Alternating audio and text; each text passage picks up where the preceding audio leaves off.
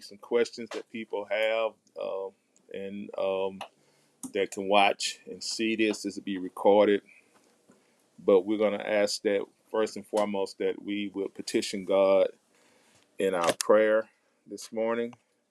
And as we do that, we're going to ask that you would also pray with us this morning. Father God, we thank you for this opportunity that you have presented us. We thank you, Lord, for this day. We thank you, Lord, for this fellowship. We ask that you would bless and keep us, oh God. We ask that you bless the teacher today, Brother Ray Hinton. Thank you for allowing him to come and share knowledge with your people. We know, God, that this is the first opportunity that we have this year to come together to talk about financial literacy, but it's not the last. We ask, God, that you would bless us immensely, more than we can ever ask for, that we gain new knowledge, new insight that would help us to have that blessing for the generation to come, current and future generations, that we can distribute wealth to them. In Christ Jesus' name we do pray. Amen. Amen. Amen. I want to introduce a little bit to my friend, Mr. Ray Hinton. We go back almost 10 years now. Both of us were employed together at a company called N3. That's why I had the pleasure of meeting him. We developed a strong bond and a strong friendship over the years. He's someone that I have learned to confide in, to discuss several things with, um, from a personal standpoint, from a financial standpoint, from a spiritual standpoint. He's been with us before, but he's back again. He was with us pre-COVID, and I asked him to come to be a part of this engagement so that we all can develop a sense of understanding how to better take a look and a snapshot of our financial picture. He's eloquent enough to speak for himself, so I'm going to yield the floor to him. Please give him a warm hand, Mr. Ray Hinton. Thank you. Thank you, everyone, and good morning.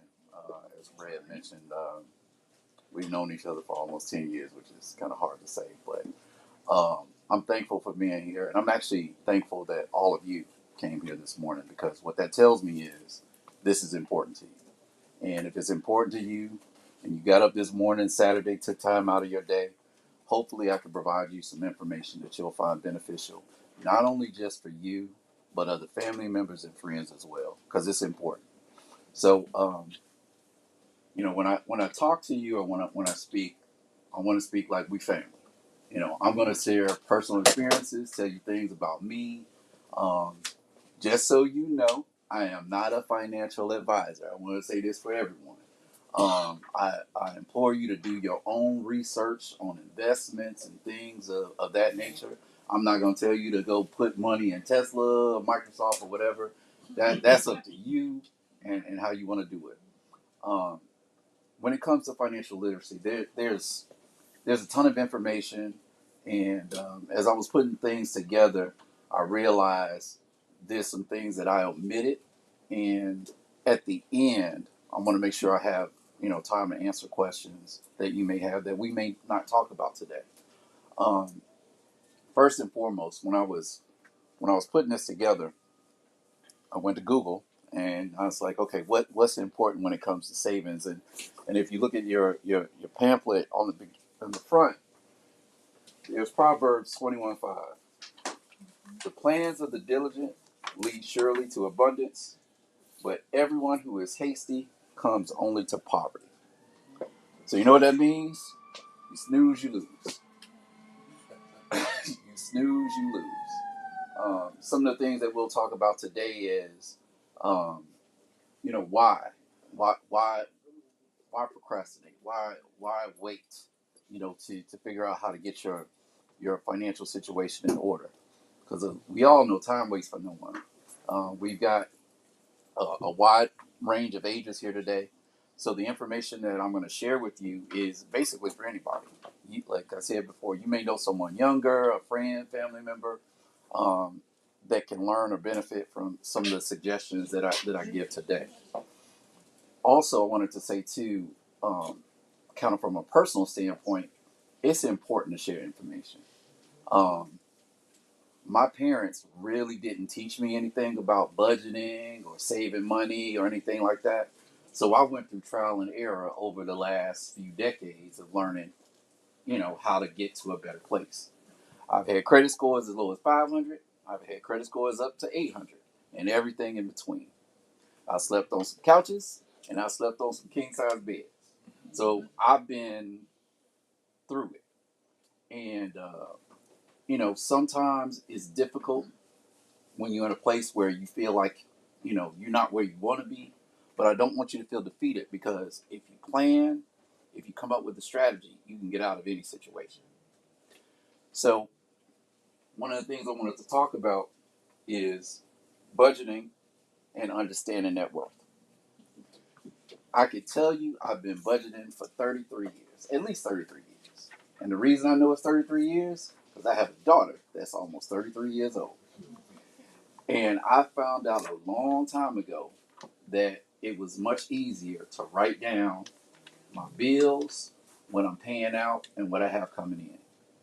One of the most important things that you should learn how to do is manage your money, which is kind of why we're here today. So money is either money in and money out. There's very few situations where it's just going to come out of thin air, but even if it does, it's got to go somewhere, right? So when we talk about budgeting, we're talking about your income versus your expenses, right? So your income is everything, whether that's your paychecks, your Social Security, you want to scratch off, you got a rebate from somewhere, your income tax, all that's money. Your liabilities, obviously your bills, when you want to buy clothes, when you want to buy gifts, all those different things are expenses. There's money going out. And when you put your budget together, you want to allocate room for those things that aren't reoccurring monthly. Like I mentioned, gifts. You may or may not buy clothes every month. You may or may not buy shoes, but you will always buy groceries. You will always have rent or mortgage. You may have a car payment. There are different things. And so what I try and do is, on one side, when I'm filling out or making my budget, I have all my income coming in, checks, anything that's coming in monthly. On the other side, expenses, all those little bills that I mentioned, and it's kind of hard, but if you sit and think about all the little things you spend out, look at your checking account or your banking account. You'll clearly see what you're spending. Credit card expenses, those are still expenses. So what I try and do is make sure the money coming in minus the money coming out equals zero. But you might say, well, Ray, wait a minute. What if I got more money coming in and I don't have all these expenses? Then I got overdrive. I'm saving money, right? Well, that savings is still going on the liability side, because you want to equal to zero. That money's got to go somewhere.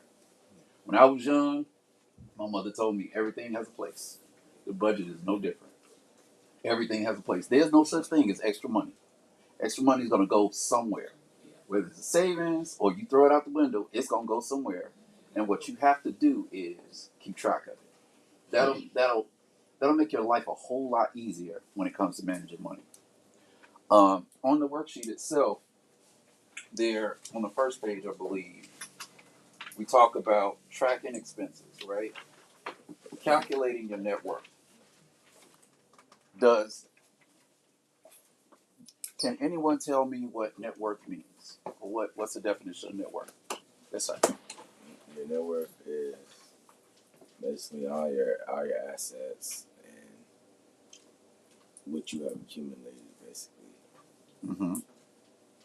in a sum. Okay, that's half right. Yeah. So I'll help you out. So net worth is, to your point, all your assets, your clothes on your back, your shoes, anything you own. That's an asset. But the way you determine net worth, you take your assets minus your liabilities. So that's kind of the net worth number. And what that means is, let's take, for example, a car. You own a car and it's worth $5,000. If you owe $4,000 on it, your net worth is $1,000. So you're taking your assets minus your liabilities, and you put that in the form of anything. Now you have to kind of be careful with it because let's just say I own a home stereo equipment or a computer or something like that, where I bought it last year for $1,000. Well, yeah, I need to include it in my overall net worth, but it may not be worth $1,000 anymore. So you kind of want to be mindful of what's called depreciation. Everything's going to depreciate over time. And the reason I'm talking about net worth, and we'll get to this later, is um, we all know that at some point we're going to pass away, right? So what's important to me is when I pass away, what am I leaving behind for the people after me?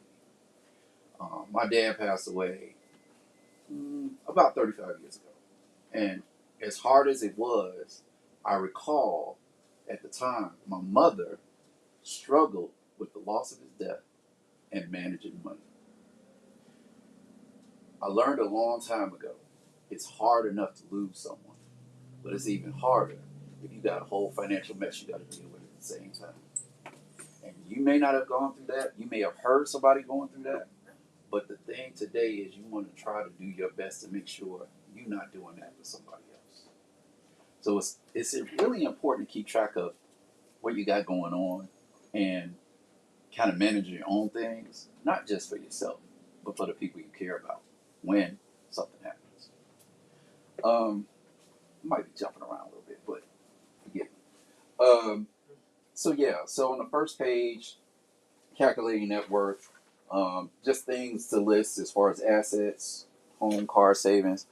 This workbook is good because you can take it at home. You don't have to fill it out today, but just kind of use it as a gauge to mark down what you have and have an idea of where you are. As far as budgeting, as I mentioned, assets minus liabilities. Where you want to make sure everything, when it's said and done, goes to a zero. Let me pause right there. Are there any questions? Can you emphasize, Ray, on goes to a zero for clarity? Correct. So, as I mentioned before, examples of assets: paychecks, tax refunds, anything that's coming in, whether it's monthly or over the course of a year. On one side is going to be your plus. On your minus side is equal to zero. I'm sorry, is your expenses and your negative. This column and this column, at the end of the day, should balance out, should equal zero. There is no such thing as extra money. If you have extra money, that's great, because we'll talk about shortly things you could do with extra money, but it's still an expense.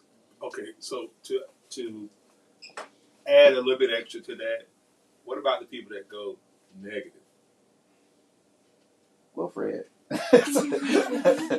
um, to be honest, there's no such thing as negative.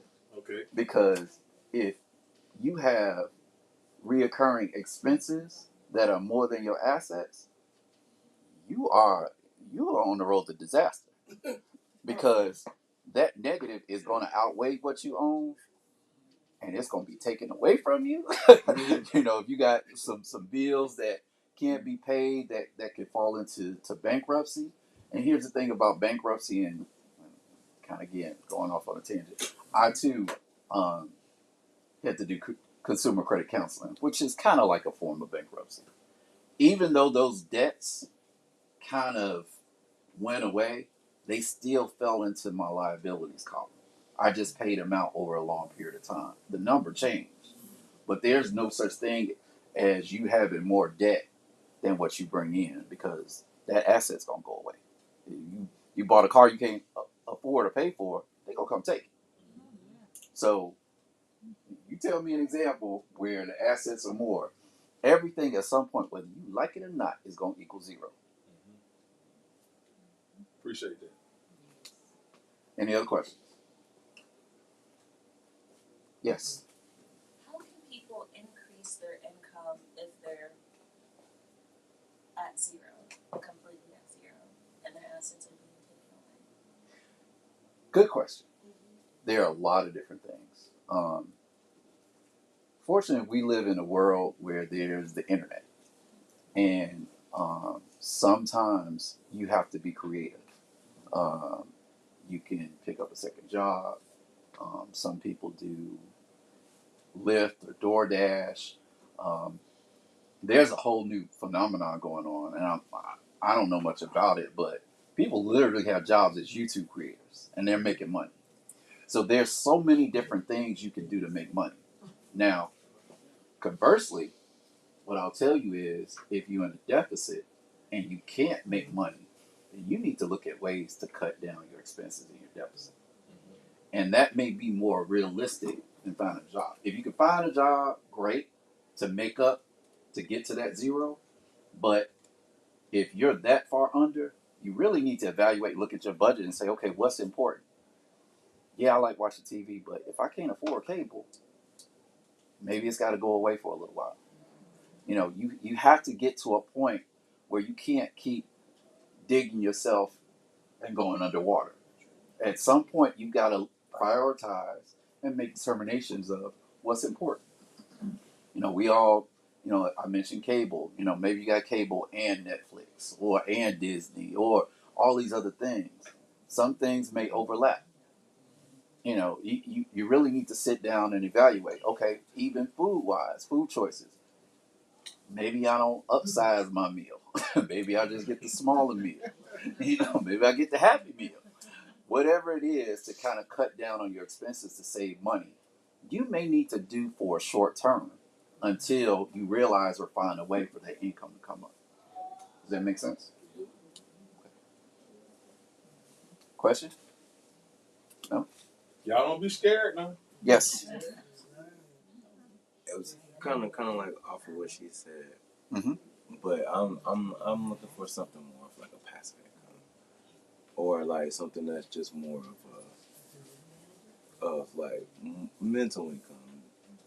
If you know what I'm saying, if you get what I'm going. Like what? Give me an example. All right, like more like into like stocks, bonds, or like drop shipping, or like something like that. Mm-hmm. Something that's just more of mental than actually physical. Right. Something you don't physically have to do. Yeah. Some money that's coming in by itself. Yeah. Invest here, and then you make this much money. Even with the investment on the ratio, like Mm-hmm. just all depending, you know what I'm saying? Mm-hmm. I still want it to be less labor as possible. Oh, honestly, me too. Me too. On that, Yes. do you mean physical labor or Yeah. mental labor? Like physical. That's what I'm saying. I want it to be pure as mental as possible. Like call center? No. Mm-hmm. Like more like Passive. on my own. Yeah, Right. passive. I do it on my own time. Right. I do it when I want to do it. If I do it, cool. If I don't, cool. Right. You know what I'm saying? I understand. So there's this thing that I believe in called risk and reward. Yeah. So those type of opportunities, not saying they can't be done, but what you're talking about, just to be honest, if it was that easy, everybody would do it. Yeah, I know that's what I'm saying. So you really Gotta find need a to formula. understand and do your research and pick something that you're comfortable with, because what you're talking about, you kind of talking about something where you can make some quick money, right? And that's going to be different than slow, gradually money over time. And that's okay. But quick money can also lead to a loss of money. You can invest in the wrong thing that you're not knowledgeable about. You're probably too young to remember, but some years ago, and some people might remember this, there was a company called Enron. And Enron had this major collapse, and it affected people's 401ks and their retirement. Like, people lost a whole bunch of money. And it wasn't anything they did, it's just something that happened. And it's a quick change that was out of their control, and it hurt a lot of people financially. So I always say that because when you're talking about things that are beyond your control, even from a mental standpoint, you really need to be careful. You need to do your research and be knowledgeable. As I mentioned, years ago, I was a financial advisor. And I learned when I was doing that, when I was evaluating stocks and things like that, just an example. One thing I was taught, go find out about the CEO and the CFO. What do they like? Are they Democrats? Or are they Republicans? What are their tendencies? Are they risk takers? Are they conservative? Because those are the decision makers of the stocks you trying to invest in. Mm-hmm. So that type of research might take a little time. I don't know how much time you want to put into it because you said you want something fairly easy, but it's still work.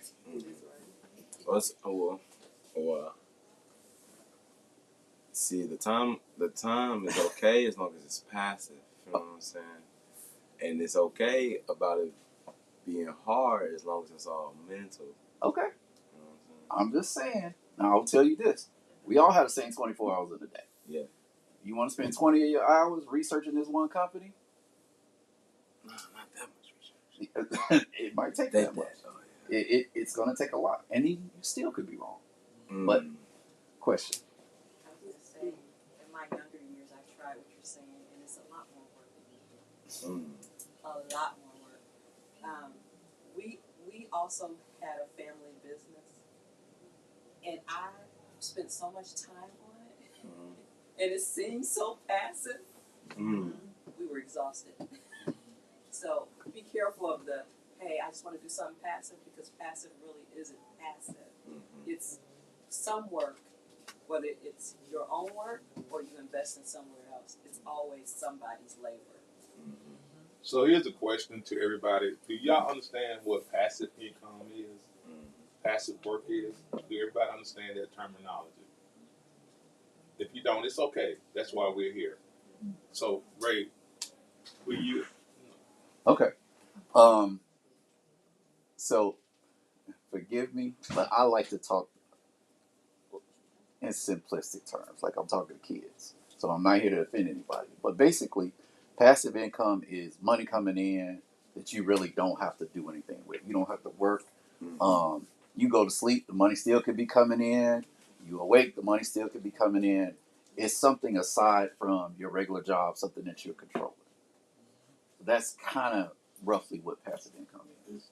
And it's good to have. But again, it does take work. Because if you want to sleep peacefully, you not need to worry about losing your money in this passive income resource. So It's like gambling. Oh, that's the risk reward I was telling you about. Yeah, that's what I'm saying. It is. It's basically a form of gambling. I'm a gambler. Or not a gambler. I mean, no, I understand what you're saying. What I'm just telling you, as far as gambling, just minimize your risk. It's called risk assessment. Know what you will. How much are you willing to lose? I'll tell you this. I'll give you an example about me. I don't like to gamble. So my thing is, if I take $100, right, and I win $200, I'm taking my $100 out. Yeah. So this $100 I done won, that's my play money. I don't know. Let's go 4,000. Let's roll. I don't know. Let's do it. Because I already took my money back. I don't like to lose money. I don't. That's not my thing. But that's how I gamble. So that comes with risk assessment. Some people like, no, I'm all in and all, Totally funny story. I heard a story about a guy that didn't know how to play blackjack. Right? I don't know if everybody knows blackjack or not. Well, you got to get to 21, right? So the story was the guy said he was at the table and he put both cards out. He had 20. And he asked somebody, he's like, did I win? He's like, you pretty much won. He's like, no, I need to be guaranteed that I win. And he was like, 20? Only thing that can beat you is 21. He said, give me another card. The card was an ace. So he got 21. He got 21 because he said, either I'm going to win or I'm going to lose. He wanted to guarantee his win. Me? That's not me. That's not even supposed to be me. But there are certain people that are willing to take that risk to win or lose. And of course, you guarantee to win at 21. But at 20, you like, So it all comes down to your personal level of risk and what you willing to take a chance on. The 20 on call. But question, yes, ma'am. Okay, invested in TIA craft Mm-hmm. stock, Mm-hmm. teacher thing. Mm-hmm. So next year, I'll be able to pull out the interest. I can do it now, but I don't want to do it till next year. What was when? Mm-hmm. So is that better for me to leave it there or pull it out? So that is what's called a personal decision. It's a whole lot more information to answer that question. Questions that you should ask yourself is, I pull this money out now, what am I using it on? What is it going to?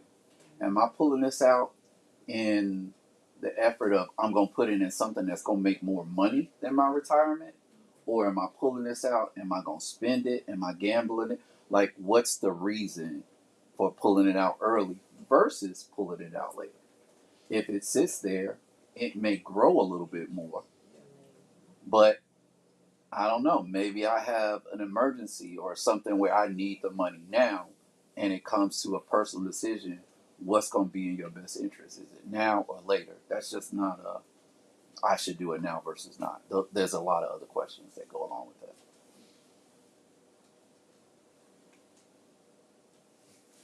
Okay, cool. So wrapping up the budget portion of this, what I wanted to tell you too is, budgets are like roadmaps to goal achievement. I don't know if anyone's ever heard the phrase, how do you eat an elephant? One bite at a time. Mm-hmm. You have this big goal, this big thing you want to achieve. You can't do it all at once. You got to take little bites out of the elephant. It takes a little time. One of the things that I want to transition it to is I think it's on the next page. Emergency fund planning. $1,000 emergency fund.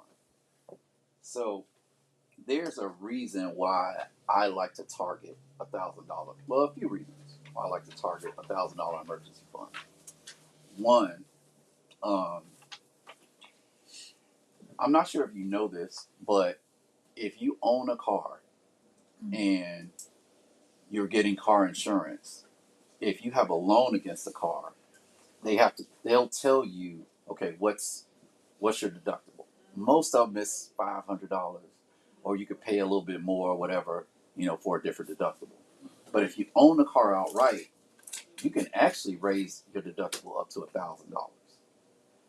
And the reason that's important is because a higher deductible means a lower insurance cost. Monthly payment. The monthly payment of the insurance.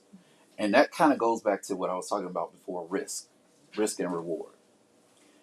Insurance companies gamble. They gamble that you not going to mess up. Life insurance companies gamble that you're not going to die. So, I might be hopping around a little bit, but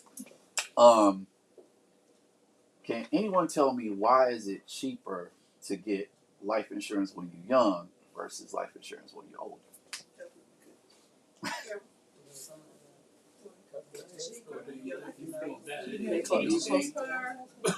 Cheaper, life expectancy. Other thing is your health. Mm-hmm. Yep. Younger people are typically way more healthier than older people. And it comes in form as a risk. So if a life insurance company is offering $100,000 on a 20-year-old versus a 60-year-old, it's going to be cheaper for that 20-year-old because they're going to feel like, oh, this person is good, they in good health, they got a long life. 60-year-old, maybe not so much.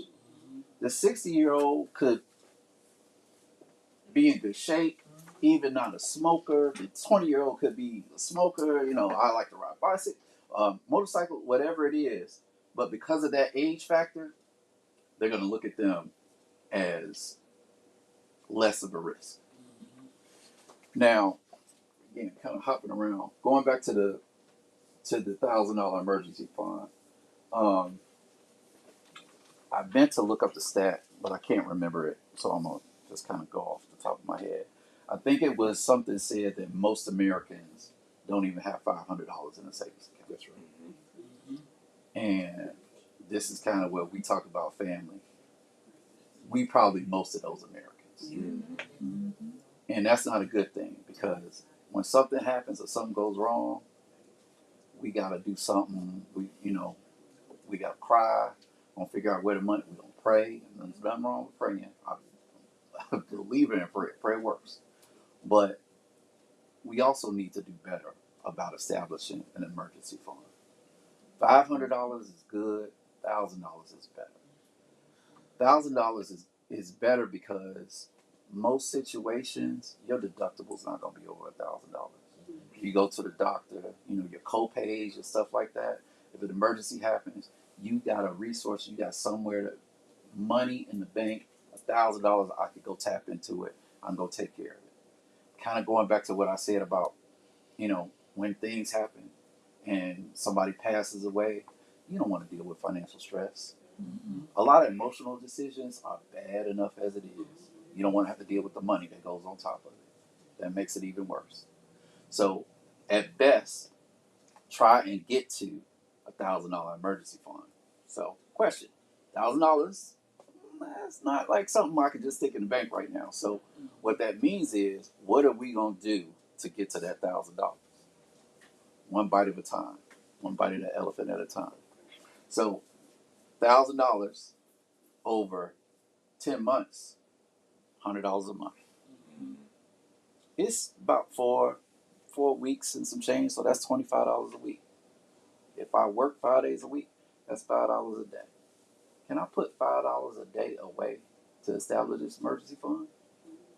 That sounds a whole lot different than, I got to put this $1,000 in it. Yeah.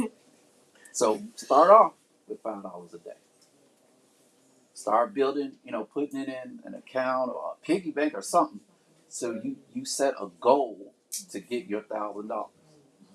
If you find that, okay, this $5 is pretty easy. We said $100 a month, maybe $200. Now I get there in 5 months. $250 will get there in 4 months. Whatever plan works for you, have a plan. That's the important thing.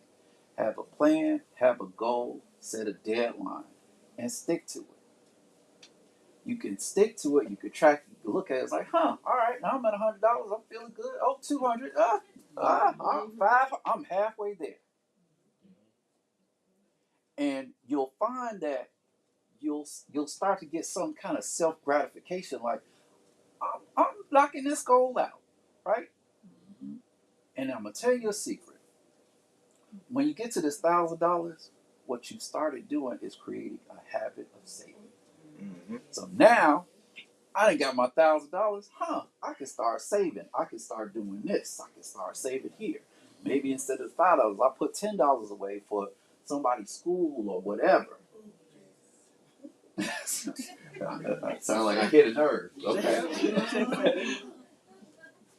But that's kind of what I mean by taking one bite out of it at a time. A lot of these goals and a lot of these things may seem overwhelming, seem like a lot. Break it up into small pieces. Because if you look at it as a big goal, you're not gonna do it. You're not gonna do it. Yes, ma'am. My coworker came up with this, and I don't know, one day she just came in my office and she decided and I thought it was a good idea. Take these envelopes, you could put like an amount on it, and every week or however you want to do it, every pay period, you pick one, and that's what you save. So mine a week is 80.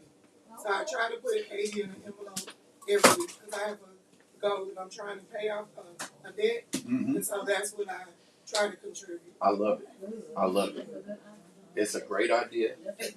And the thing I love about it most, it's a plan. Yeah.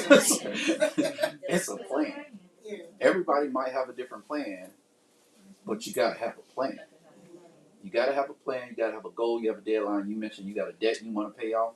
You got a target. You already know where you want to be at a certain point, and you put together a plan.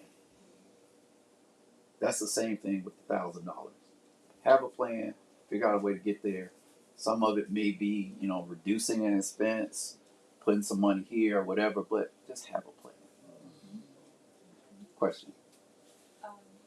What if you are able to save this amount of money and then immediately after you spend the money that you just saved? How do you control compulsiveness when it comes to saving the money and not spending the money? Do you have separate accounts? Do you hide it away somewhere? Do you give it to someone to hold?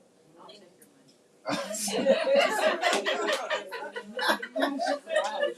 So let me answer that question this way. To me, that doesn't sound like it's your emergency fund. That's just your money you're putting away to spend later. Your emergency fund is for emergencies.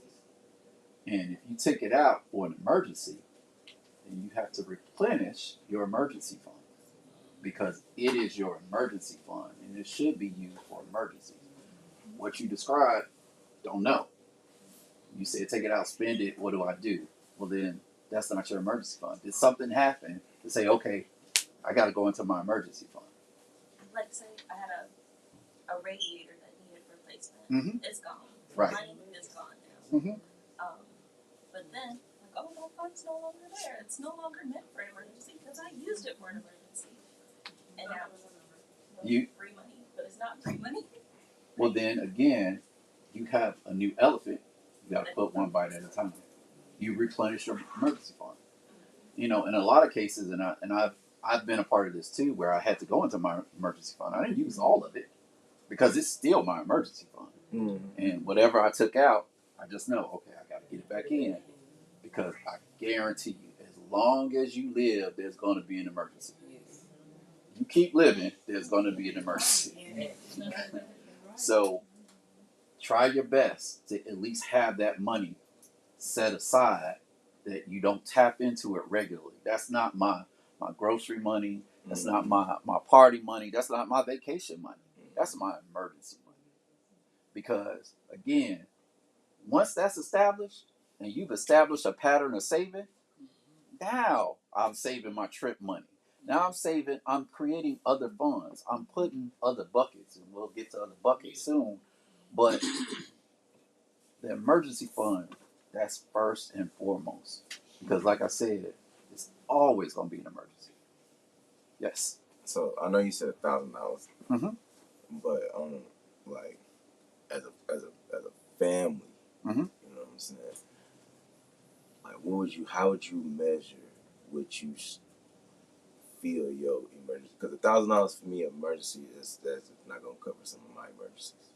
See what I'm saying? So how would you feel what I'm saying? How would you how would I supposed to measure what I need as an emergency? Okay, so I'm gonna answer that kind of two ways. So again, we need to make sure we understand what an emergency situation is. Mm-hmm. Now, if you're talking about from a family, let's say a family of 4, Mm-hmm. are you telling me that all 4 people got 4 different emergencies and you need emergencies for each fund? Or as a family, we had an emergency and now I got to go into my emergency fund? That's All right. one way of looking at it. Go ahead. Well, like as an example of an emergency, say, all right, for like an example of, I breed dogs. Something happened to my dog. When I take it to the vet, I gotta pay it in cash. Okay. You see what I'm saying? Or since it's not a human, you know what I'm saying, you could be put down. Right. But to my family, that's an emergency. You know what I'm saying? That has to be taken care of right then. So, again, I'm going to go back to, and this is the second part of how I was going to answer it. Mm-hmm. The $1,000 is just my suggestion. Yeah, if you feel like you need a $5,000 emergency fund, yeah. But I'm saying, how do I measure that? how do you? That's kind of your personal. What do you think is an emergency? What is an extreme situation to you, where you know based on my lifestyle? But based on your lifestyle, because I don't know if you heard this phrase, because I don't. They still have and break glass in case of an emergency. When you break the glass, it's broken. Yeah. That's it. So that's how you kind of need to look at an emergency situation. Like, I got to break this glass. I need to get to it because I kind of exhausted all my other resources. This is where I go to. Emergency fund, in theory, shouldn't be your first go-to because once we establish $1,000 emergency fund, and this is something I learned in Dave Ramsey's financial class. Ideally, once you get your $1,000 emergency fund, you want to build up what's called 6 months of savings of your income. So the reason the 6 months is important is if you're working and you're out of a job, you can still live and pay your bills for 6 months until you find another job. So the emergency fund, what for purposes of this, that's the foundation. That don't mean like it stopped. Yeah. That's just the one thing. That's the sure. emergency. Then I'm starting to build my savings. I'm looking at other things. Maybe you want to do your passive income, your investing. All those things can still happen. But that emergency fund, that $1,000 is just sitting there. Like I'm not touching that. I'm not going to it first. I got other things that happen now. If it takes time or something takes away in the early stages, you putting that together, your emergency happens, great. Then guess what? We got to start over. We got to fill up that emergency fund again. That $1,000, because I mentioned before, most Americans, us, don't have $500 in a savings account to get to. So we need to make sure we start changing that. Get that $1,000 first, put it to the side, keep it there. Then you start building up the savings. So Ray, let me interject something, a scenario. Okay. And I think this applies to a lot of people that are in this room that think or have assets per se. So we are duped by the commercial and other companies that prey on us when we have emergency situations. And the way they prey on us is saying that, hey, do you own your car? Take your car to title loan and then get a title loan for your time. Now, what you think was an asset is no longer an asset. And so many of us that do not have this emergency fund stood up or there that they're working on, this is their instant go-to. Well, I own my car. I got gold jewelry. I got diamond. I can pawn that, put it on a loan, and then resolve my issue for the moment. But forget that there's a great penalty for doing that. Can you elaborate a little bit on that whole? Thank you for saying that because I am not a fan of title loans. That's what they used to call loan sharks. Because basically, and this is how I look at it. When all is said and done, you borrow $1, you're gonna pay back $1.50. And you may need that dollar right away, but do you really need to pay back $1.50? And what happens is what we do, unfortunately, we keep doing it. Borrow $1, yeah, we'll pay the $1.50 back. Oh, I got that money real quick. Let me go do it again. And what happens over time, you wind up paying way more money out to somebody else than you could have changed and paid yourself. So when you have $1, maybe you put 10% away so that you build up. The best thing in the world you could do, borrow against yourself. You have your own money, something come up, let me go borrow from my own money. Let me go borrow from my own. Because you borrow from me, I'm going to charge you interest. And, banks, creditors, payday loans, all those places, they stay in business. And we being real, they stay in our communities. Because that's where they want to make their money. They know that we need some money, we'll sign, and if we don't pay it back, they'll take it. They'll put us in holes, making it harder for us to get out of. Sorry, you had a question? No, not a question, just to kind of tell what what Renee was speaking about. Last May, my dog needed an emergency surgery. Mm-hmm. She had to I have 4 Yorkies, but my smallest one had to have a surgery. Mm-hmm. They told me the surgery in Atlanta was going to be $8,000, but if I drive to Buford near Lake Lanier, I could pay at least like $700-800. So I decided to call this place because I was like, I need some quick money. I was going to try to get it through my job, but I was like, no, I'll just get it. And I should have known that they gave the money too quick. I didn't need them like 1,000. Off that one, I'm gonna say 800 because I didn't need the 1,000. 800. They want me to pay back 2,900. That was the worst decision, and I did this last May, and I'm still like dealing with that. So unfortunately, a lot of businesses, they do business things, and they prey on our emotions. Yep. Yep. You know, you just described a situation that was emotional for you, and they're quick to say, "Hey, I got something for you. I can help you out." I went, true story, went yesterday, to get my tires rotated, and the guy told me that, you know, your tread's a little low. Might be time to buy tires. And I was like, well, I didn't really come in to buy tires today. He was like, oh, I can give you a discount tire credit card. He just said it automatically like that. And I was like, no, I mean, I could have got the tires if I wanted to. But they have a habit of saying, okay, you don't have the money. I'm gonna offer you this card that's 20, 30, 40% interest. So you can get this quick fix today because they try and play on your emotional situation. But I got a $1,000 emergency. You know, that I can look at if I need to. Right. So I told him, like, no, I'm good. I don't need your car. And I said that kind of jokingly, but please stay away from these cards. I learned a long time ago. Now, credit cards are important if used correctly, but I learned a long time ago, don't get a store or department store type credit card. Want to know why? Because you can only use it there. That's only for them.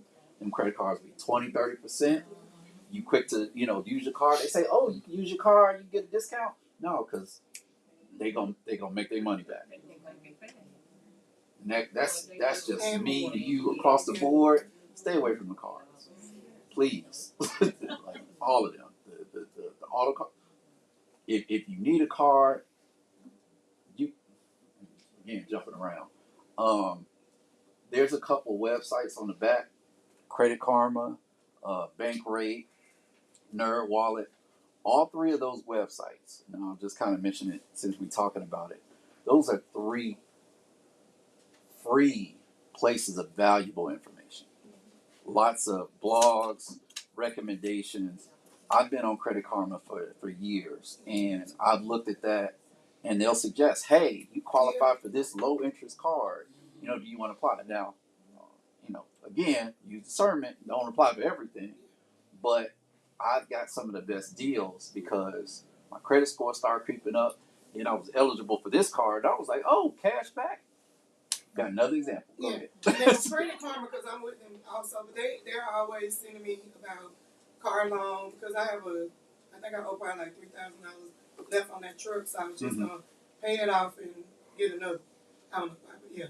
But they also want me with my credit cards to take out a loan. Is that something you think I need to do? Because I don't really have a loan debt. I mean, I'm sorry, credit card debt is low. It might be like $3,000. But why would they want me to take out a loan just to pay them off?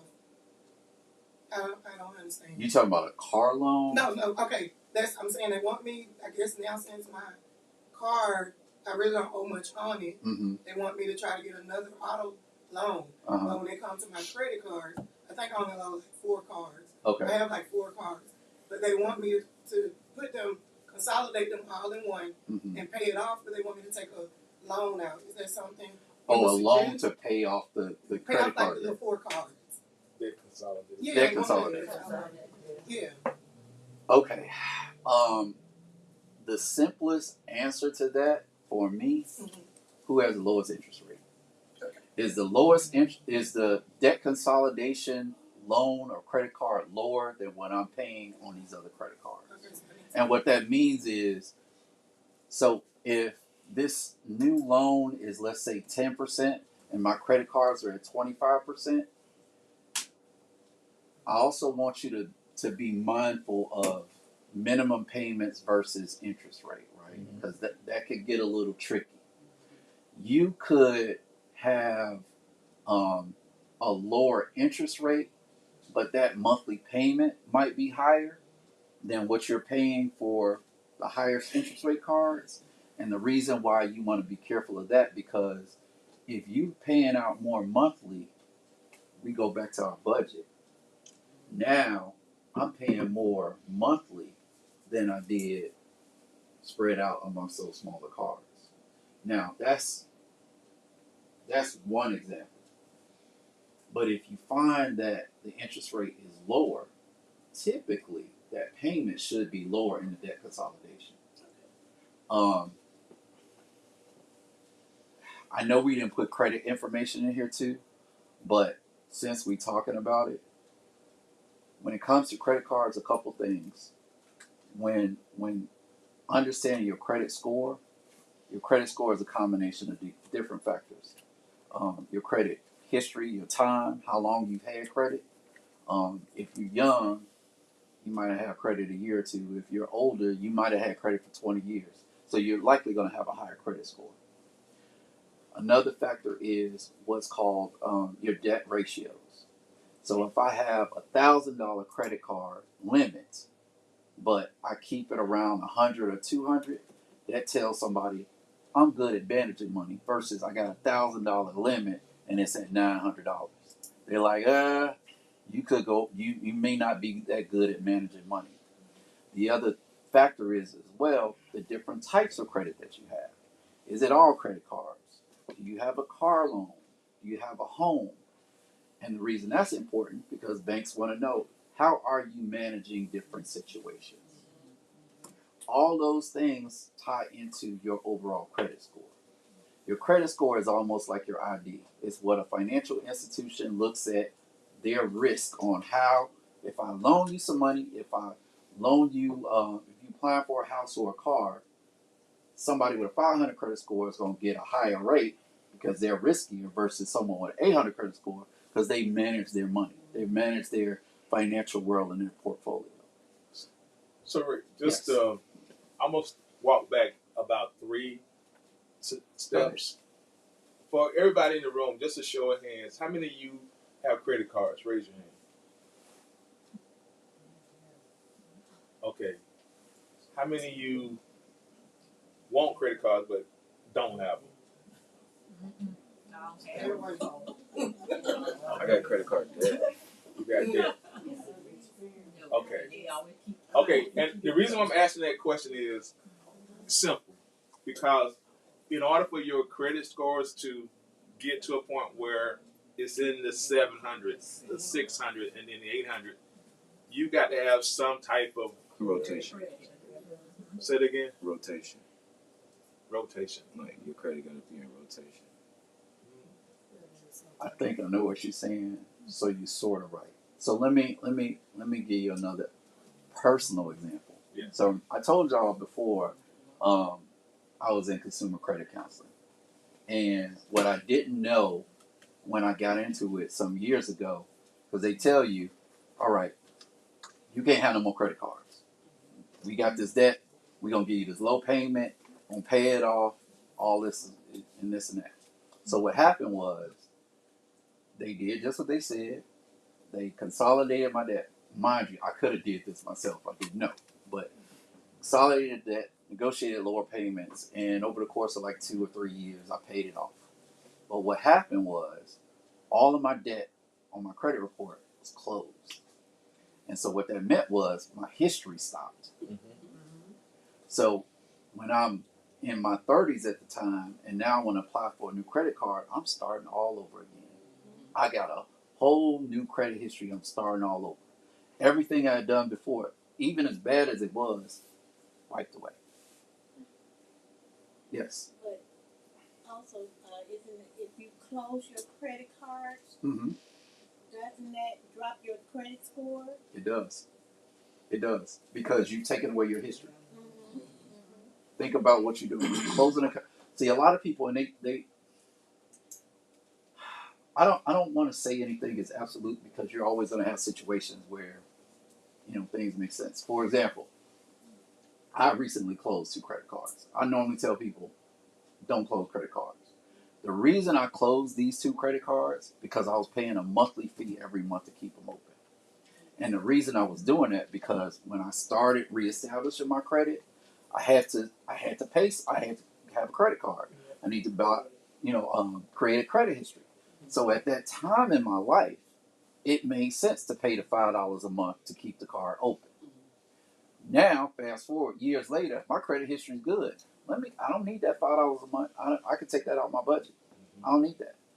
So those cards have served its purpose. My score is where it is now because I went through that. Question? Yes. I have a friend that I do her taxes, Mm-hmm. and she's one of the ones that pay cash for everything. Mm-hmm. So about 4 years ago, she wanted to buy a home. Nobody would give her a home. Mm-hmm. You know why? She had no She history. had no credit. Excuse me. They told her that she would have to go open up some credit somewhere Mm-hmm. and pay it for 6 months, then come back.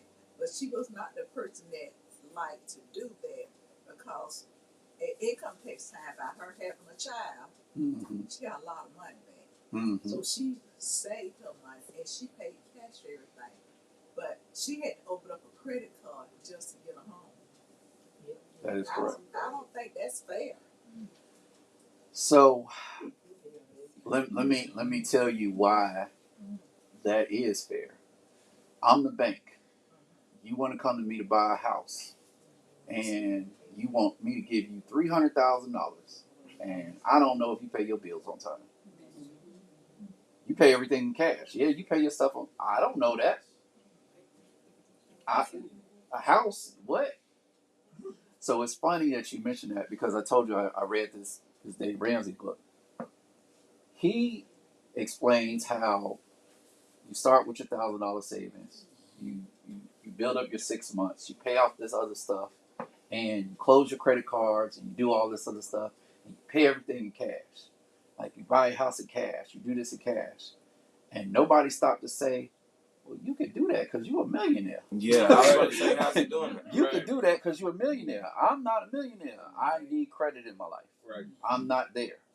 So again, certain situations apply to certain people. So be careful. Like even me talking, like I'm my hope is to tell you things to think about because each one of our situations are different.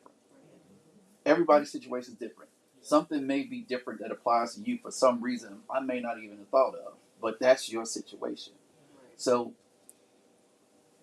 going back to cash and credit, yeah, I would love to buy a house in cash and not have anything, but I'm not there. So I need a good credit score. Now, having said that, when I have my house, when I have my car, if I got a nice savings or money coming in, maybe that credit score isn't as important to me because it served its purpose. Just like those 2 credit cards I closed, they served their purpose. At the time in my life, this is kind of how I manage my financial world. Make sense? But she had a nice savings account. Was it nice enough to buy a whole house? It went by a whole nice.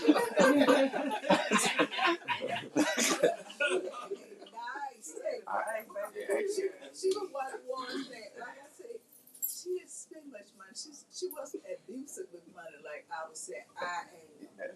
And everything she did, she paid cash for it. And if you see her bank account, it was loaded. Was it loaded enough to buy a whole house? I don't know how much a house cost. Yeah, because if it was, she wouldn't have had that problem.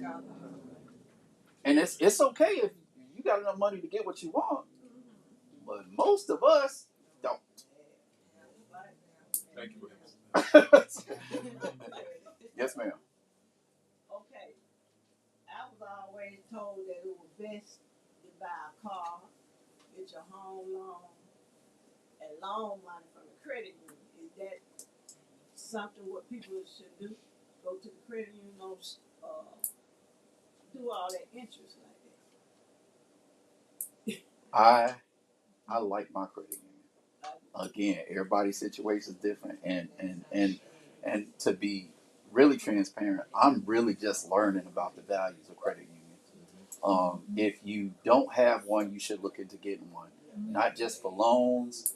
The interests are better. Rates on certain accounts. They offer discounts on car rentals and triple, like a whole bunch of stuff. You get some values. A lot of times they don't even tell you. You gotta ask or look into it. I was surprised when I looked. I was like, "Ooh, this credit union, this got a lot going on." So to answer your question, if I'm looking for, a lender, credit unions first. Maybe my bank is second. Maybe then I'll look at a loan or something third. Even if I'm buying a car, I'm going to my credit union first. My last couple cars I bought through my credit union because they gave the best rates. Yes, ma'am. This first, I'm gonna ask, reflecting back to Sister Margaret about her friend. She was saying how much money her friend had in the bank, right? Mm-hmm. She had a lot. So if her friend was at the bank that she banked with, Mm-hmm. and she went to them, and they see she's banking with them, and they see. I still understand what you're saying. Mm-hmm. They don't know if you, but she have all this money Mm-hmm. saved up. Mm-hmm. Why she couldn't get the loan? So your bank is gonna tell you you got your own money. Why you want ours? They want you to spend your own money before you spend theirs. But think about this, y'all. Just think about this, and we got to move forward because I don't want to spend a lot of time on fantasies. But just think about this in terms of this. Here are the truths. If you have that kind of money, then you can borrow against your money to get your house. But you have to borrow enough to get your house and pay for it in full if you have that kind of money. But if you don't have that kind of money, then if you don't have any credit to support or substantiate that you have a good payment history, no bank is going to loan you the money. No credit union is going to loan you the money. You have to have that in place so that you can substantiate that you are paying your bills on time and that you are trustworthy. That makes sense? Okay, moving forward. Okay. Great questions though. So one of the things that I wanted to talk about when we talk about savings, there's a savings account, and then there's what's called like a money market or a high yield savings account. And this is something I learned about recently. Most banks and credit unions offer you a savings account, and typically, just I'm a numbers person, so most of those savings accounts are less than 1% return. So a lot of times they like a 0.5% or whatever, and I had savings accounts for years, and I was like, okay, cool, I get a little bit money. So let's use the $1,000 example. If I got $1,000 in my savings account and it offers a 0.5% return, that means for every $1,000 they're gonna give me $50, right? Which is okay. Now, the $50 is actually split out over the course of a year. I don't know if everybody understands that. Mm-hmm. So every month they go put $4 and some change in your account, and it build up as long as you keep that $1,000 in account. What I learned recently, and again, not a financial advisor, I'm not telling you go do this, do your own research, but there's something called a high yield savings account. If you look on Credit Karma, this is where I found mine. American Express has one. There's multiple institutions that have one, and their return is sometimes 3, 4, or even 5%. So that $50 is now $40 in comparison. The same $1,000, if you put it in a high yield savings account, you're going to make way more money over that same period of time with that same $1,000. Now, there are some advantages and disadvantages of having it in your savings account versus a high yield savings account. And again, it's personal preference. You go to your bank and see your savings account, hey, I want my money out. Most of these high yield savings accounts are online. They may not have a physical building you can go into. You might have to, set up an account online and do different things. But you can connect the account to your regular bank account to take money out, put money in, or whatever, move it back and forth. But some people may not feel comfortable because I can't see the bank; it's not around. Um, but there's a much higher return if you look into those type of accounts when it comes to savings. Personally, that's what my emergency fund is, so that I can make more money on my $1,000. And it's a little bit harder to get to. So, kind of in your example, I can't rush in there and get it. And that's really what I want. It's for emergencies. I don't need to access it right away. Does that make sense? Yeah, for sure. Okay, cool. What's that? Excuse me, you need to have a little bit at home for emergency. I know like last year, it seemed like every other month I had some kind of emergency. Oh, you talking about under your mattress? That's Hey. That's up to you. Hey. Last year I had one emergency after every month it was something going on. And it did come to me using between me and my daughter putting money together for an emergency fund. But that was at home, what we kept in the house.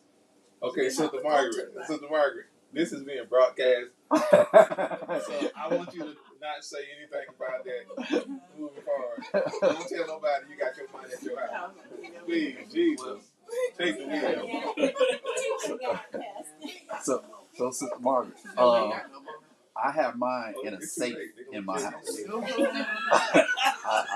I got a safe so to your point, that's not the worst idea. Because as aside from my emergency fund, I have some cash that I keep in a safe place in my house where you don't know what happens. You might just have to, go get some cash, immediately. What if it's Sunday afternoon or whatever? I am listen, I tell all young people, my dad taught me this, again, personal story. One day out of nowhere, I think I was 12 years old, my dad came up to me and was like, how much money you got? I'm like, what you talking about? I'm a kid, I ain't got no money. And he said, always keep some money on you. You never know. Now back then, I might have had to put some money in a payphone or call a cab or something like that. But that lesson always stuck with me. I always keep $20 in cash on me because you just never know. You never know. I told my daughter, keep $20 in the glove compartment in her car. Just keep it there. It's there. It's an emergency. You don't think about it. You don't touch it. It's there. It's for emergency. I implore you always have to be able to touch some cash somewhere because we don't know what's going to happen in the world. We ain't going to talk about politics. We don't know what's going on. But in case something goes left, cash always going to be somebody. You give me cash, yeah, what you want me to do? You want to have that ability to say, okay, I got some cash or something that I have access to, I can give you. And again, whatever that amount is, be comfortable with. For me, it's $20. Right? I don't like carrying cash, but I got $20 on me. So that's kind of how I do me.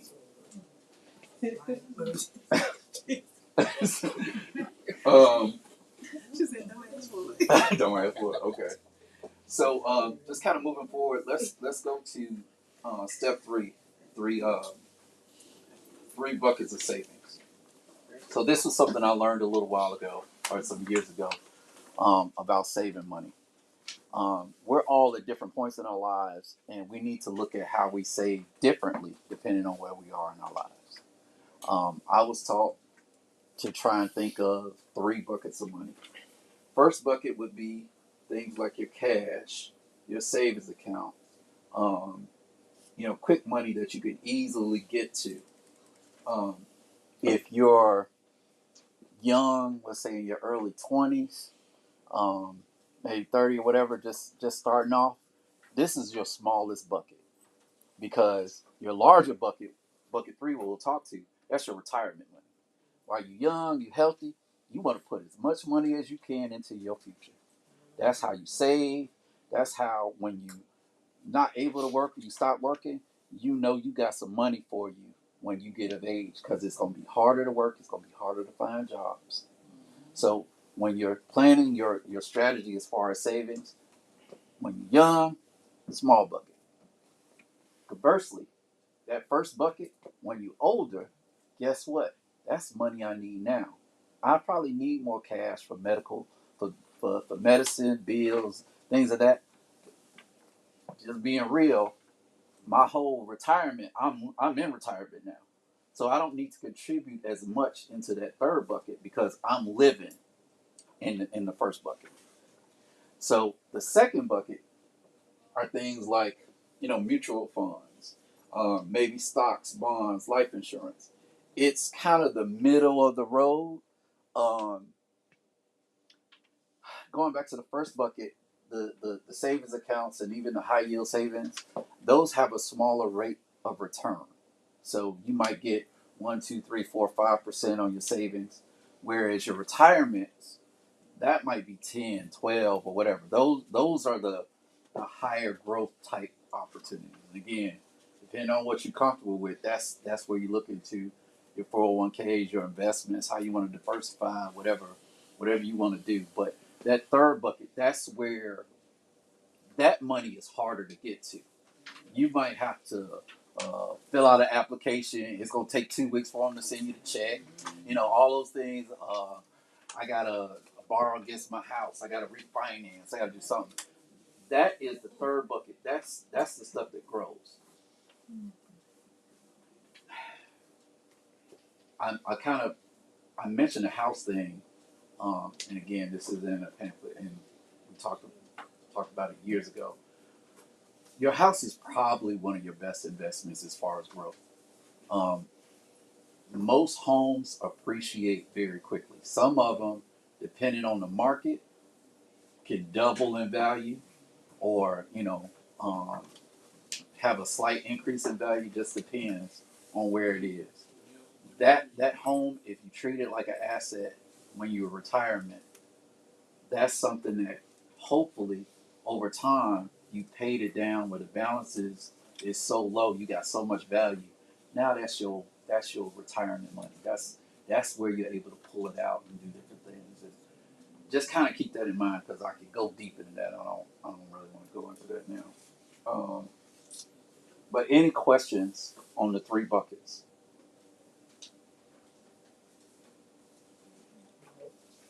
Okay.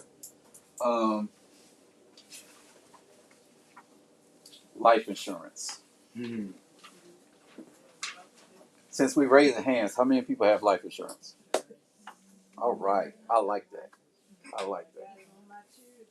My dogs too. Hey, I was about to say my dad has Exactly. life insurance. Exactly. But I have one of them, but I don't pay. So I'm gonna age myself real quick, but there used to be a song, Papa was a Rolling Stone. Where he laid his hat was home, and when he died, all he left us was alone. You can look at that 2 ways. He left you alone by yourself, or he left you a LOAN. Because unfortunately, that's how we treat our people. We leave debt. We leave problems behind. So life insurance kind of counters that.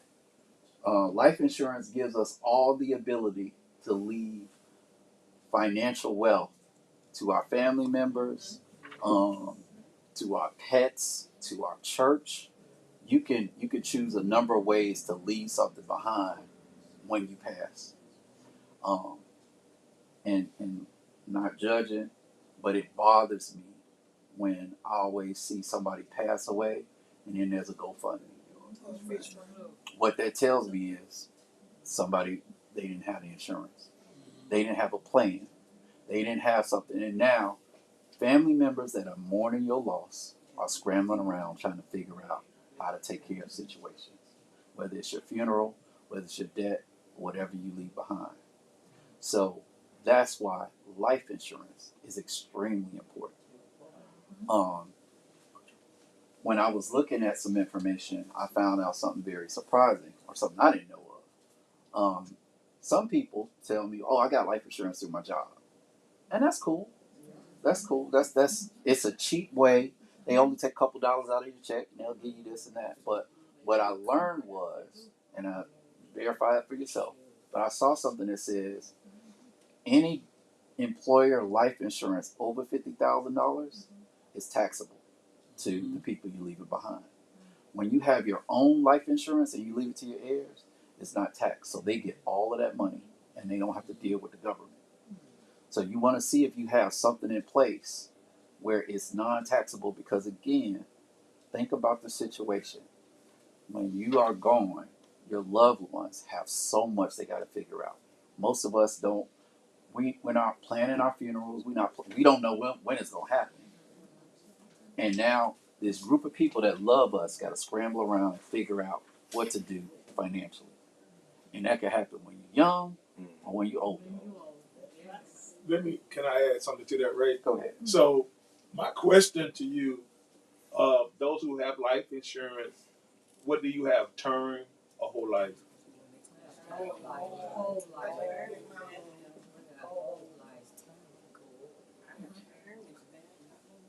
How many of you have term? How many of you have term and whole life? I have no idea what mine is. Okay. I don't know. Okay. So, do you know the advantage between the two? Term goes up. If when you reach a certain age and you haven't used it, right? Or Repeat that.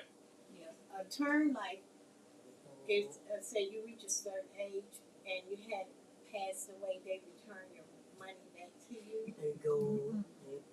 Yeah, we're about to have a conversation.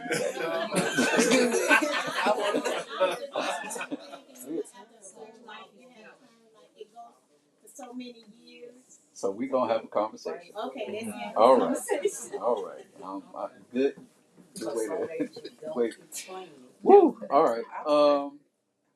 So before I go into the differences, because you forgot one, Yes, I did. universal life. We'll talk about that. When I went to school, I went to Florida A&M, which was down the street from FSU, and I had this professor in the class, and he asked us. He said, have you ever wondered why all these white kids down the street driving these Corvettes and all these fancy cars, and y'all catching the bus? He said, insurance.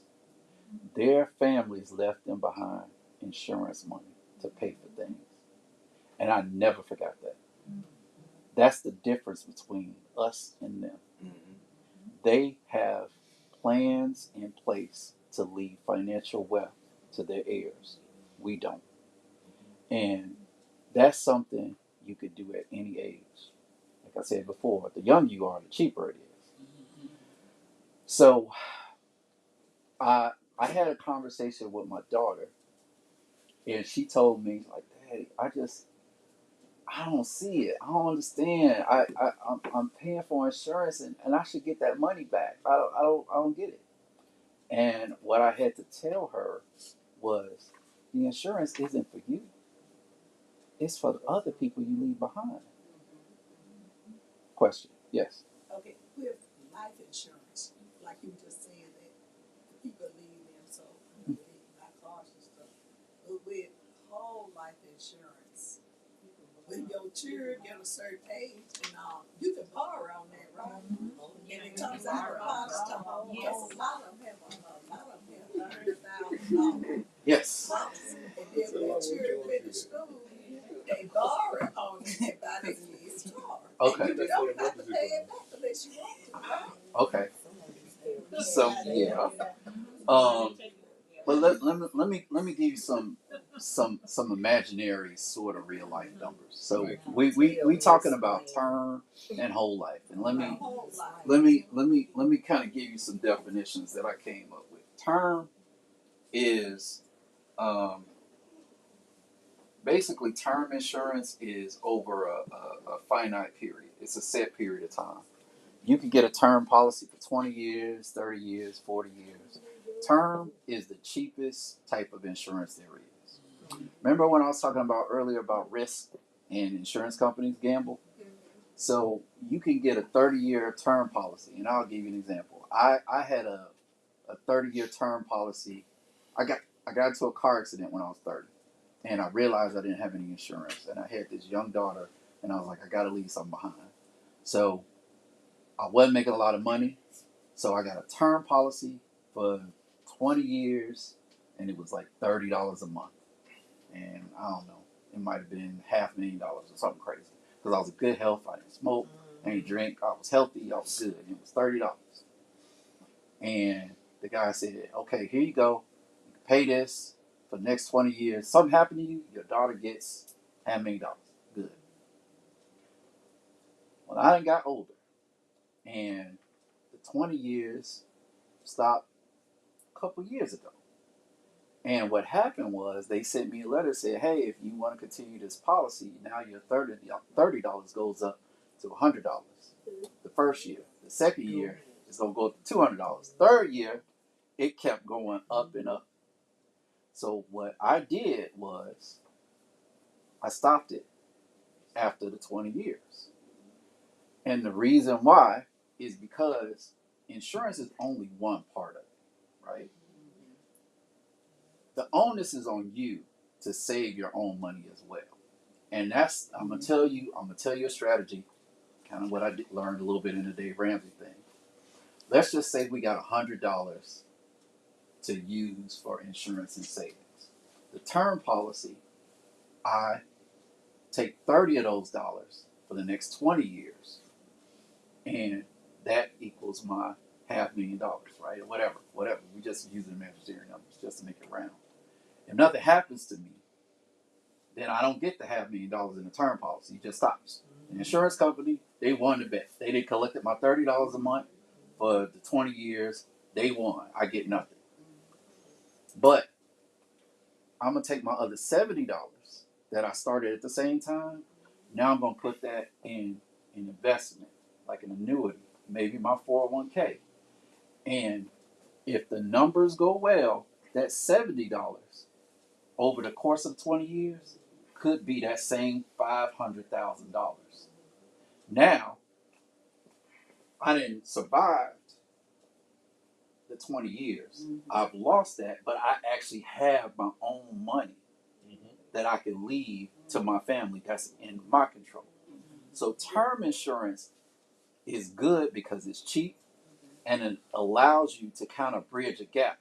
But what people don't really talk about, it's only one part of it. You still need to save on your own to build up something in case you outlive that term policy.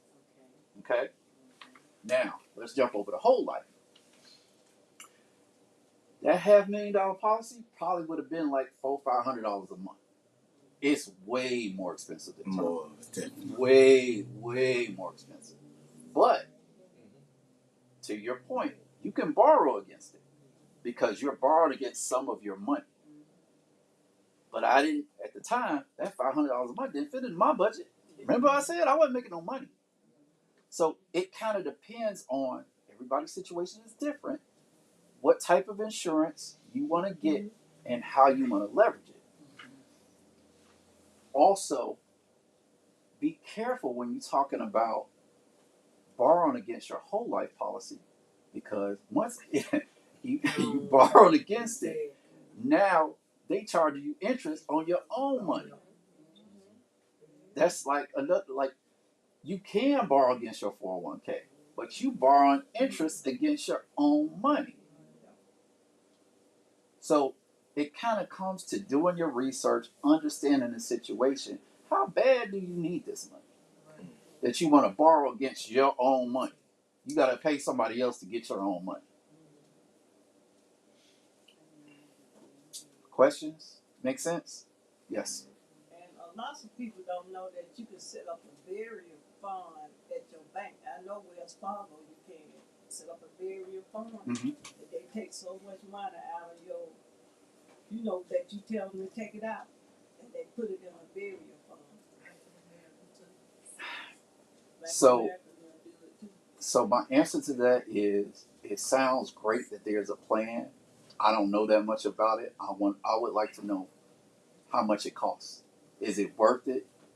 Are you paying extra for them to do that? Is it something that might be cheaper for you to do on your own?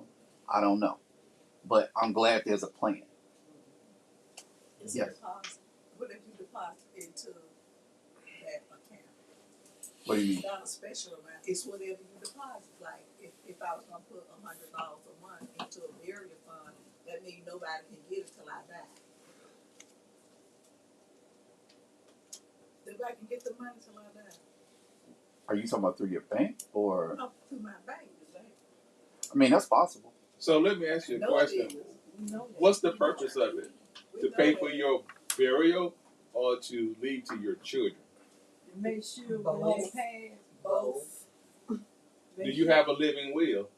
But it's for both, and I know because I can tell someone tell me I can't talk to that company. No, it's just yes or no question. Do you have a living will? So does somebody, if you were to pass, does somebody know what you want done and how you want it dispersed and all of those things? Yep. And if you do not, that's something that you should consider. Yeah. Is that for the burial fund that's in the bank or what? when you talk about leaving That we will sure it out to how you want it to go to. But if you leave it as a beneficiary, that's who you go. That's who get it, the beneficiary. No, the living will is to tell whoever your executor of your estate how to conduct your business after your death. How you want to be buried, how you want to disperse your money, who does the house go to, etc., etc., etc. So these are all good questions. What I would ask you to do is to have a conversation and understanding about Yeah. what you're investing into and how you perceive it to work, right? You saying death benefit, it only goes to such and such person. Well, that may be how you think it's going to be, but there could be another situation that changes that. What if you have it set up and something happens to that person? Hypothetically, let's say y'all in a car accident at the same time. Now what? Nobody can touch the money? You know, exactly. Probate court. And what you don't want to do is have a judge that don't know nothing about any of you making decisions on where your money goes. So, exactly. So, what I'm saying is have an understanding of what you're doing and how you think it works. Get somebody to say, "Hey, this is what I'm thinking is gonna happen. Is this right?" And I can't tell you that because everybody's situation, everybody's plan and policy, everything is different, and there are little caveats and different changes in everybody's thing. You have to understand what it is, Right. so that when it happens, you want it to go the way you want it to go. Yes. and see myself, every policy that I have from my job and at home, Mm-hmm. I got 50 and 50. And see, I speak my death, how I go around everybody. They don't like to hear it, but I tell them the truth, what I want done. You know, if y'all want to rent the home, y'all rent it out. But if you want to sell it, I got to, well, both of them have to sign the paper to sell it. Because that's how you want That's how I want Exactly. it. They better do it. it. It sounds like you got a plan. That's where the living will come in. Yeah.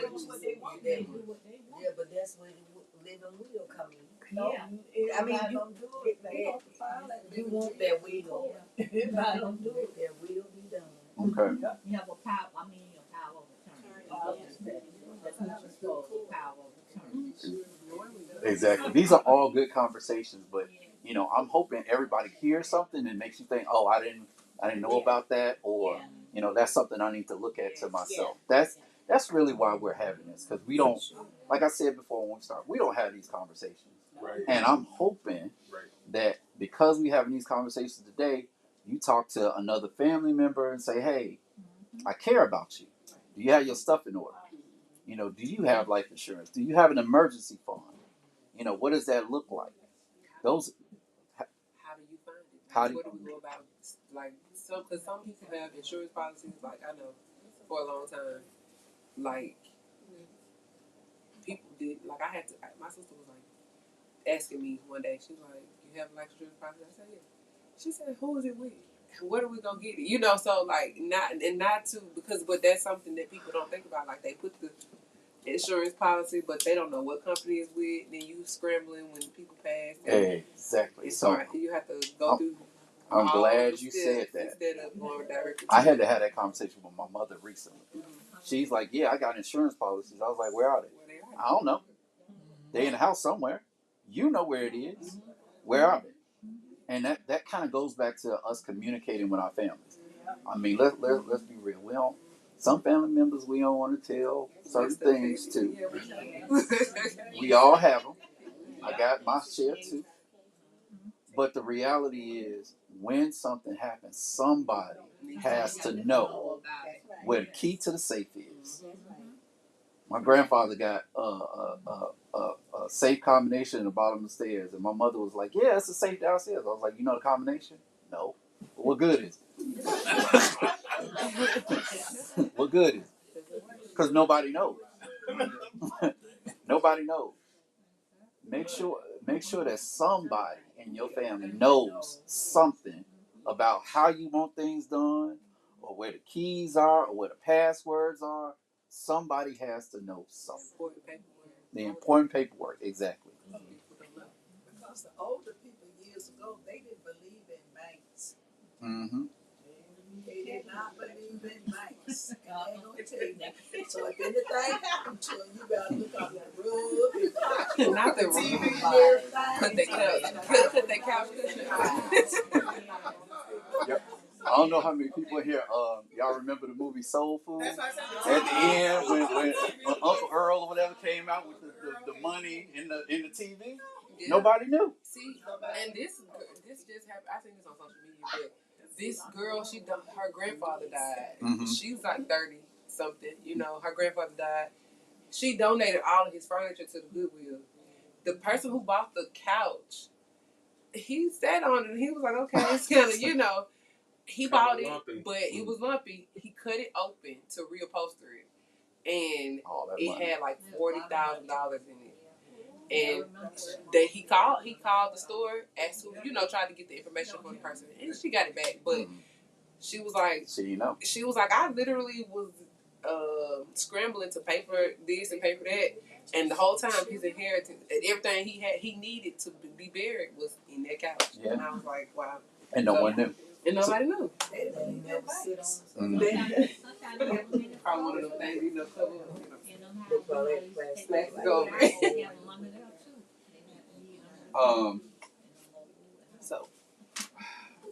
So we a lot of things we talked about. I think I kind of covered a lot of things when it comes to insurance. And I kind of wanted to maybe kind of wrap up and answer any last questions. Or at least, I really appreciate the discussions. And one of the things that, one of the phrases that I also like to use is, most people don't plan to fail. People fail to plan. People fail to plan. And if you don't do anything after today, come up with a plan. Whether it's an emergency fund plan, whether it's a life insurance plan, whether it's a savings plan, come up with a plan.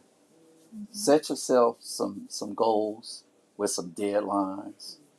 Remember the elephant, take one bite at a time. It could be a huge goal.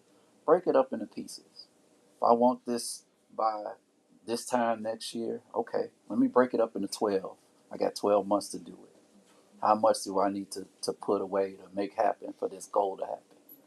And then once you find yourself developing these habits of saving and planning and putting together strategies, reward yourself. I didn't save this money. I didn't save my $1,000 emergency fund. Yeah, I know I need to start building up for my 6 months, but let me go buy myself something that I wanted, because now I'm into the habit of saving. I'm gonna take what I normally would save this month. This is my treat for hitting this goal, and then the next month I kind of build upon it. But all these things I'm talking about take discipline. It's easy. Look, it's easy to get distracted. There are gonna be hurdles. There are gonna be obstacles. All of y'all that take the route to church 10 years in a row, I guarantee you at some point they're gonna do construction. It's gonna be a car accident, and you're gonna have to pivot around that route you've been taking for 10 years. It's going to happen. Just know it's coming. Be ready to adjust, be flexible, and plan. And as I said before, I'll say it again. Hopefully you learned something today, and you can tell somebody something today. But I thank you for allowing me to present.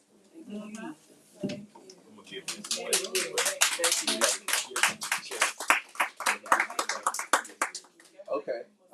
Pastor Diane said I get to give a gift card based on a question of my choice. Let me think. Okay. Here's a question. Please, nobody shout it out at once. Just raise your hand if you think you know. Could somebody tell me 3 things that determine a credit score? Okay, go for it. Your income to debt ratio.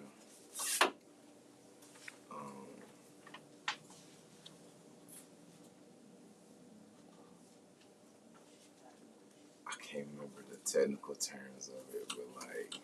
Okay, we on Family Feud.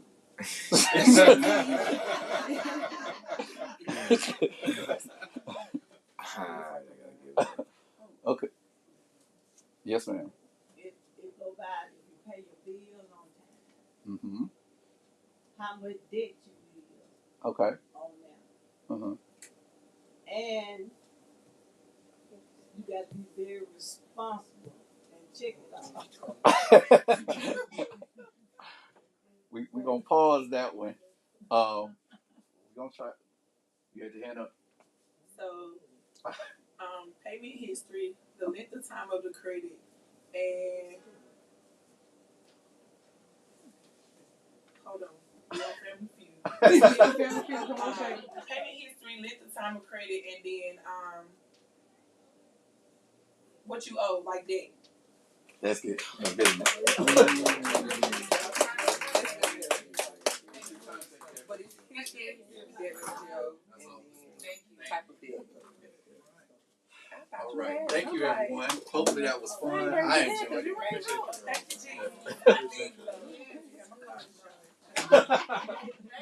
All right, so y'all give Mr. Hinton a hand. Thank you. Thank you. Lovely friend and her family. Thank y'all for being with us today. Thank you so much for coming. You're invited to church any Sunday that you want to stop by and worship with us. We start at 10 a.m. and we'd love to have you in the building just for worship services. But this won't be the end of what we do here. We're going to keep this literacy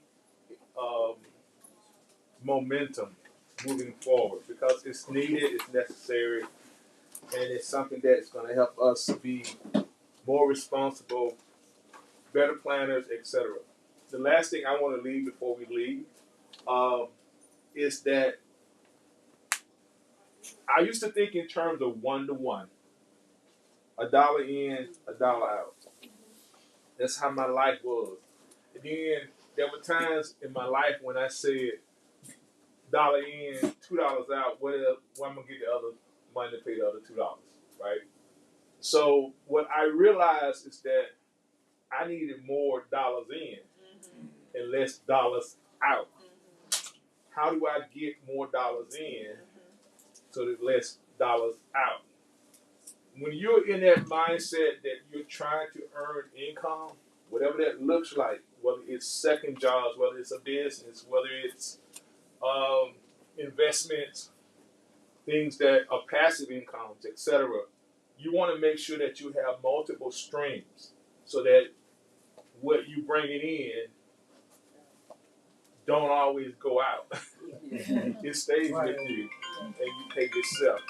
So I'm saying this in respect that you got to think bigger.